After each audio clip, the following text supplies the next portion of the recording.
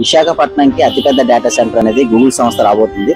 ఇది రావడం వల్ల ఎటువంటి ప్రయోజనాలు ఉన్నాయి, ముఖ్యంగా యూత్ కి ఏ విధంగా ఉపయోగపడుతుంది? లైక్ గూగుల్ వస్తే నేను కూడా ఇక్కడ షిఫ్ట్ అవుదామని చూసిన చాలా మందికి యూజ్ అవుతుంది. మొన్న సమ్మిట్ జరిగింది. ఇక్కడ సమ్మిట్ లో కూడా అనేకమైన కంపెనీలు వస్తాయని చెప్పారు. ఇది చాలా మంచి విషయం అని చెప్పాలి. ఏపీ ప్రభుత్వం తీసుకున్న గొప్ప విషయం అని చెప్పొచ్చు. ఇది మాలాంటి చదువుకున్న చాలా మంది చాలా ఇబ్బంది పడుతున్నాం, జాబులు లేక ఏం లేక. ఏపీ ప్రజలకి ఇది ఒక సువర్ణ అవకాశం అని చెప్పాలి. చాలా మంది చదువుకొని వేరే స్టేట్ కైనా వెళ్ళిపోతున్నారు ఉద్యోగాలు లేక. ఇప్పుడు ఏంటంటే ఈ గూగుల్ రావడం వల్ల అంటే వాళ్ళు బయట వెళ్ళి ఓన్లీ సొంతలో మన ఇక్కడే జాబ్ దొరుకుతుంది కాబట్టి బయట వెళ్ళాల్సిన అవసరం ఉండదు. ఓన్లీ ఇక్కడే జాబ్ చేసుకుని ఇక్కడే అవ్వచ్చు. కాబట్టి హ్యాపీ.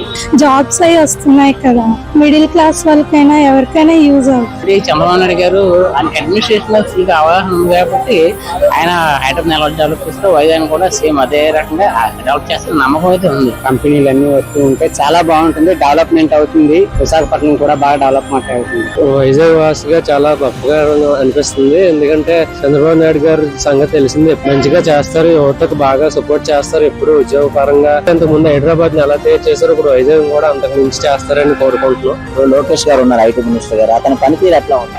అతను సూపర్ అని చెప్పాలి, చాలా గొప్ప వ్యక్తి. అతను కూడా బాగా వెల్ ఎడ్యుకేటెడ్.